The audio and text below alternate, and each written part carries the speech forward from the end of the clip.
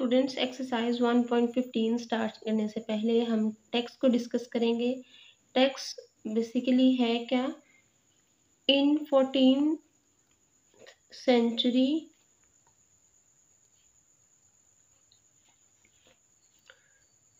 Word text is appeared first time in English language। तो students 14th century में जो text word है वो इंग्लिश लैंग्वेज में सबसे पहले यूज़ किया गया और इसे हमने डिराइव कहाँ से किया था? It is derived from Latin word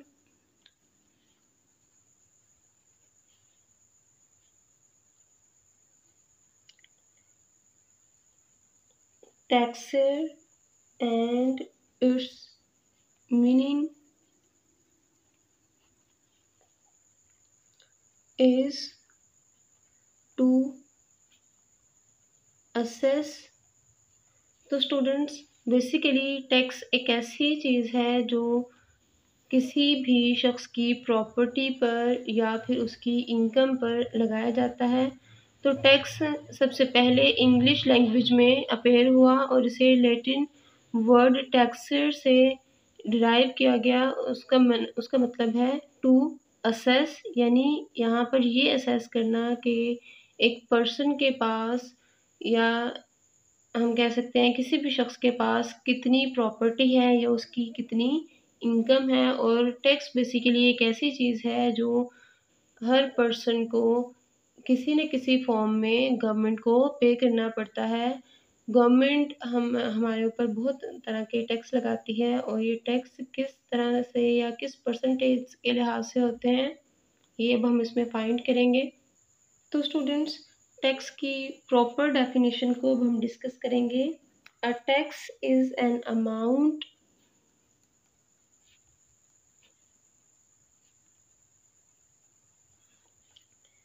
A tax is an amount that government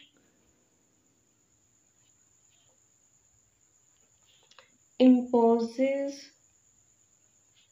on public to give them facilities like education, security,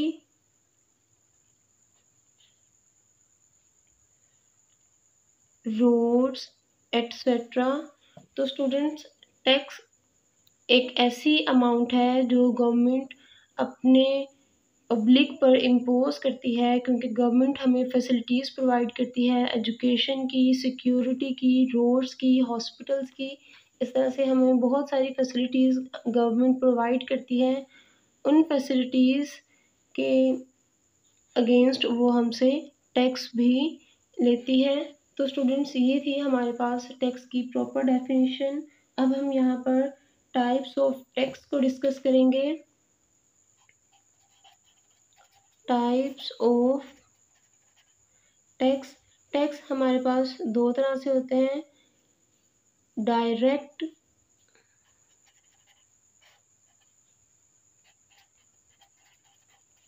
tax and indirect tax. तो स्टूडेंट्स डायरेक्ट टैक्स कौन से होते हैं?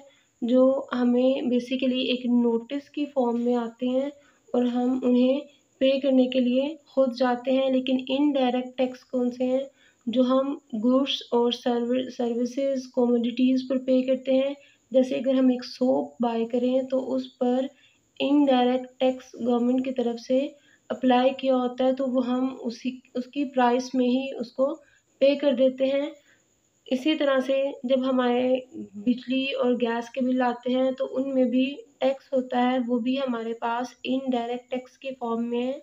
तो डायरेक्ट टैक्स की जो next different properties हैं, या हम कह सकते हैं कि इसकी डिफरेंट टाइप्स हैं। स्टूडेंट्स, डायरेक्ट टैक्स की एग्जांपल्स हैं income tax and property tax. तो स्टूडेंट्स, डायरेक्ट टैक्स वो होते हैं जो या तो इनकम पर लगाए जाते हैं या फिर प्रॉपर्टी की वजह से एक पर्सन को पे करने होते हैं। लेकिन इनडायरेक्ट टैक्स हमारे पास कौन से होते हैं? Tax on goods, goods means things, और टैक्स ऑन सर्विसेज। उसके बाद हम ये भी कह सकते हैं कि टैक्स ऑन कमोडिटीज। तो स्टूडेंट्स, इनकी एग्जांपल्स हमारे पास कौन सी होंगी? टैक्स इन बिल्स और tax on cosmetics etcetera. Students, अब हम इनकम टैक्स को डिस्कस करेंगे।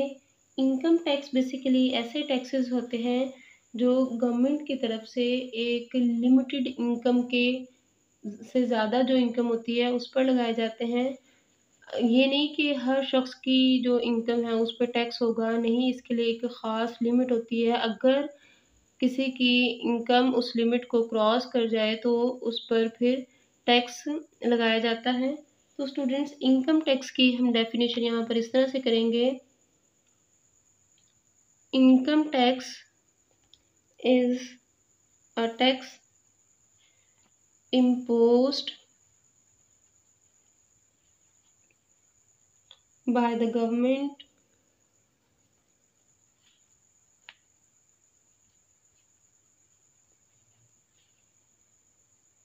on the income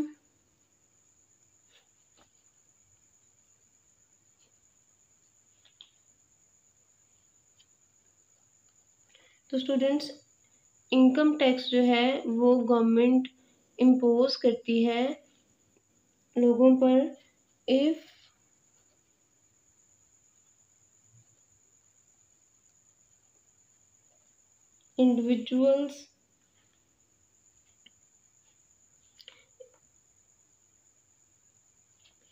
individuals exceeding a certain limit।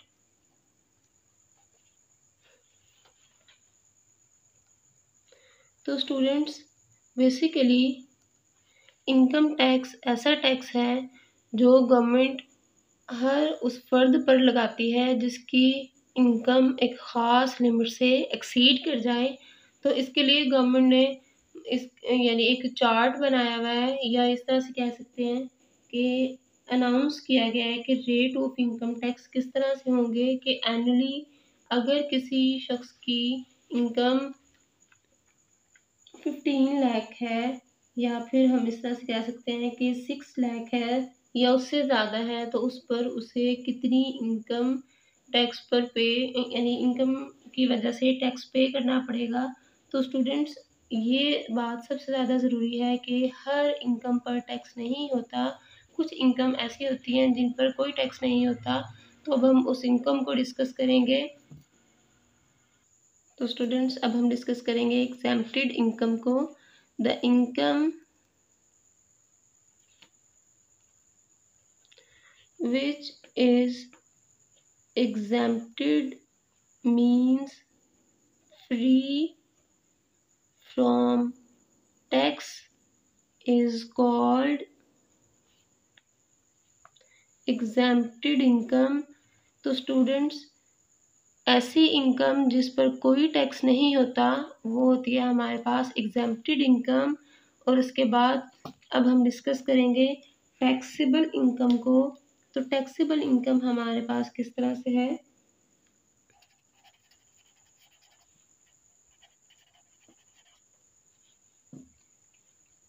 The income above a certain limit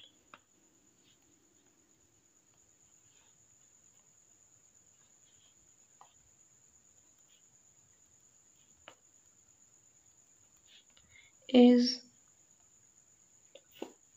for which tax has to be paid, for which tax has to be paid is called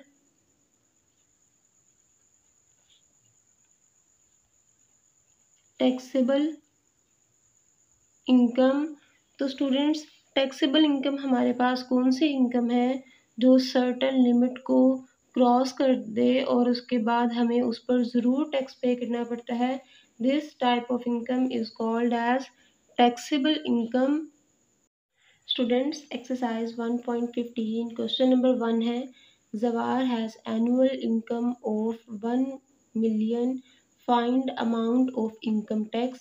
तो students, government ने जो सबसे low income exempted income यानी define की है वो है हमारे पास 600,000, लेकिन जवार की इनकम जो है वो है 1 मिलियन। तो इसलिए अब हम इसकी इनकम पर इनकम टैक्स फाइंड करेंगे। सबसे पहले यहाँ पर हम डाटा में लिखते हैं जवार्स इनकम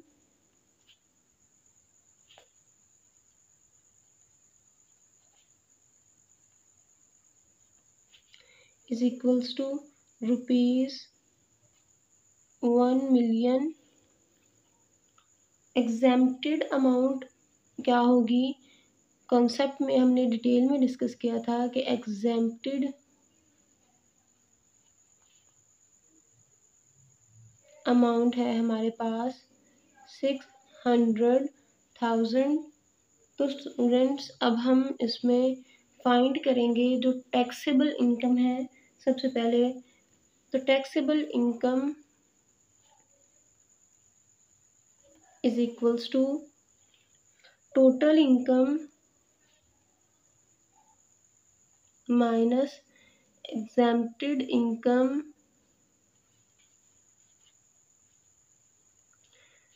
तो स्टूडेंट्स, अब हमारे पास टोटल इनकम है जवार की 1 million minus 600,000।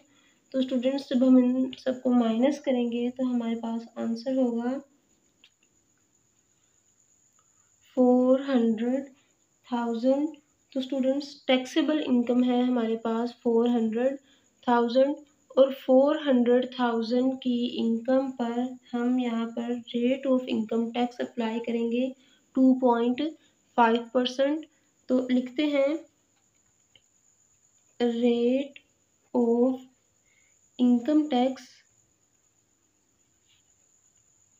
Is equals to 2.5%। तो students, rate of income tax है 2.5%। अब हम यहाँ पर amount of income tax find करेंगे। Amount of income tax is equals to 2.5% of 400,000। तो स्टूडेंट्स, यहाँ पर ऑफ को चेंज कर दें मल्टीप्लिकेशन साइन में, बाकी एज इट इज़। अब परसेंटेज साइन को भी चेंज कर दें बाय 100 में और यहाँ पर हम 400,000 को एज इट इज़ लिख देंगे। तो स्टूडेंट्स, जब हम डेसिमल पॉइंट को रिमूव करेंगे तो उसकी वजह से हम डिनोमिनेटर में 1 लिखेंगे। डेसिमल के बाद जितने नंबर ऑफ डिजिट्स होंगे उतने ज़ीरोस। तो यहाँ पर 2 ज़ीरोस हैं तो ये इनसे कैंसिल, ये थर्ड ज़ीरो इससे कैंसिल। तो अब हमारे पास आंसर किस तरह से होगा 25 मल्टीप्लाई बाय 400। तब हम यहाँ पर 400 को मल्टीप्लाई करते हैं 25 से, 500 500 5 4 ज़ार 20, क्रॉस साइन 200 200 2 4 ज़ार 8। तो हम लिखेंगे 0 0 8 + 2 10। तो स्टूडेंट्स, यहाँ पर हमारे पास अमाउंट ऑफ इनकम किस तरह से होगी 10,000 रुपीज़। तो स्टूडेंट्स, इस तरह से हम अमाउंट ऑफ इनकम टैक्स भी फाइंड कर सकते हैं। स्टूडेंट्स एक्सरसाइज 1.15 क्वेश्चन नंबर 2 है, if the income tax paid by Ali is ₹10,000 then find total annual income of Ali. तो स्टूडेंट्स अगर हम यहाँ पर सबसे पहले ये लिखें कि total income tax paid by Ali is ₹10,000, तो ये हम इस तरह से लिखेंगे, income tax paid by Ali is equals to ₹10,000। Rate of income tax हमारे पास किस तरह से होगा, सबसे जो लो इनकम टैक्स है वो 10,000 होता है, तो रेट ऑफ इनकम टैक्स हमारे पास है rate of income tax is equals to 2.5%। Students ये हमारे पास इनकम टैक्स और टैक्सेबल इनकम का एक टेबल बना हुआ है, आपने इसे बहुत अच्छे से गो थ्रू करना है। तो यहाँ पर जो मिनिमम हम परसेंटेज फाइंड करते हैं या मिनिमम टैक्स इनकम टैक्स जो है वो 2.5% है, और ये कितनी इनकम पर लगाया जाता है, ये बेसिकली 600,000 से ज़्यादा इनकम पर 2.5% इनकम टैक्स पे करना होता है। तो स्टूडेंट्स हमें टोटल एनुअल इनकम फाइंड करनी है। टोटल एनुअल इनकम हमारे पास किस तरह से होगी, exempted income plus taxable income. तो सबसे पहले हम यहाँ पर टैक्सेबल इनकम फाइंड करेंगे। फॉर्मूला है हमारे पास amount of tax is equals to rate of income tax multiply by taxable, यहाँ पे लगाते हैं multiply by taxable income। तो स्टूडेंट्स हमारे पास अमाउंट ऑफ इनकम टैक्स कितना है 10,000 और रेट ऑफ इनकम टैक्स है 2.5%। टैक्सेबल इनकम हमने फाइंड करनी है, तो इसलिए हम इसे एज इट इज़ लिखा रहने देंगे। तो यहाँ पर 2.5% मल्टीप्लाई हो रहा है, जब ये दूसरी साइड पे जाएगा तो ये डिवाइड होगा और हम इसे लिखेंगे 10,000 डिवाइडेड बाय 2.5%, और यहाँ पर टैक्सेबल इनकम। स्टूडेंट्स अब यहाँ पे चेक करें, 10,000 एज इट इज़ लिखा रहेगा, परसेंट डिनोमिनेटर में है इसलिए हम न्यूमरेटर में 100 लगा देंगे, और नीचे जो 2.5 है पॉइंट की जगह पर हम न्यूमरेटर में 1 लगाएंगे, और उसके बाद जितने नंबर ऑफ डिजिट्स हैं उतने 0, और ये हमारे पास बन जाएगा 25। इट मीन्स यहाँ पे डेसिमल पॉइंट था, हमने इसकी वजह से न्यूमरेटर में 1 लगाया और उसके बाद जितने नंबर ऑफ डिजिट्स थे उतने 0, तो इसका मतलब है ये डेसिमल पॉइंट अब हमने रिमूव कर दिया है, और हमारे पास इस साइड पर है टैक्सेबल इनकम। तो स्टूडेंट्स अब हम यहाँ पर इसे डिवाइड करेंगे या फिर कट करेंगे।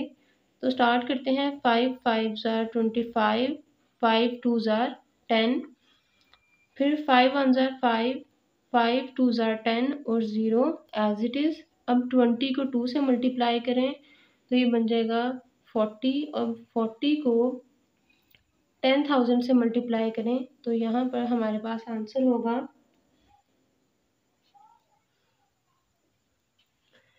400,000 जो है taxable income.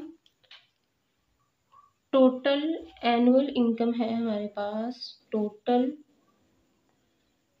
Annual income is equals to taxable income plus exempted income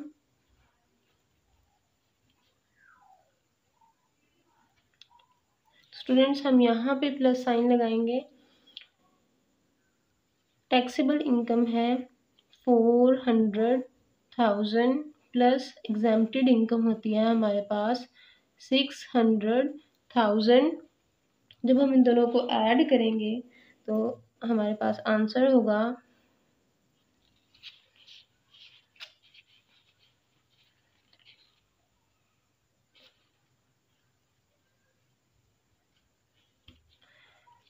0,00004 plus 6 10।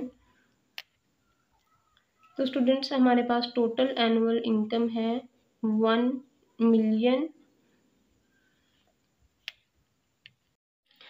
Students exercise 1.15 question number 3 solve करने से पहले हम प्रॉपर्टी टैक्स को डिस्कस करेंगे। प्रॉपर्टी टैक्स भी इनकम टैक्स की तरह ही है। इनकम टैक्स जो है वो हमारी एनुअल इनकम के अकॉर्डिंग लगाया जाता है और प्रॉपर्टी टैक्स प्रॉपर्टी के अकॉर्डिंग लगाया जाता है। प्रॉपर्टी किसे कहते हैं? बेसिकली हमारे हाउसेस, लैंड, शॉप्स, इन सब चीज़ों को हमारी प्रॉपर्टी कहते हैं और प्रॉपर्टी टैक्स इन सारे जो हमारी प्रॉपर्टीज़ हैं या हमारे हाउसेस हैं, शॉप्स हैं, इनके अकॉर्डिंग लगाया जाता है। तो हम यहाँ पर प्रॉपर्टी टैक्स की डेफिनेशन को डिस्कस करेंगे। डेफिनेशन है property tax is a tax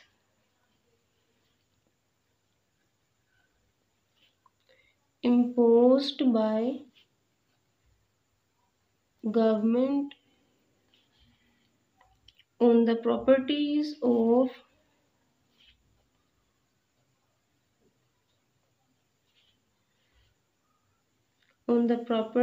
such as houses,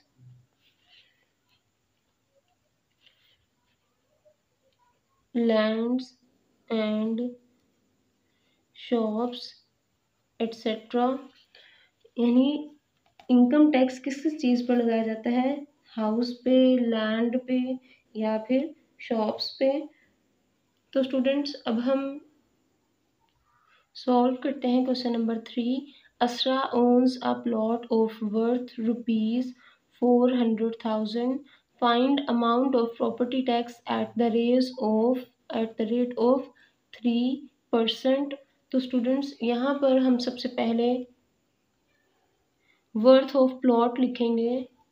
तो वर्थ ऑफ प्लॉट है हमारे पास ₹400,000 और उसके बाद रेट ऑफ प्रॉपर्टी टैक्स है रेट ऑफ प्रॉपर्टी टैक्स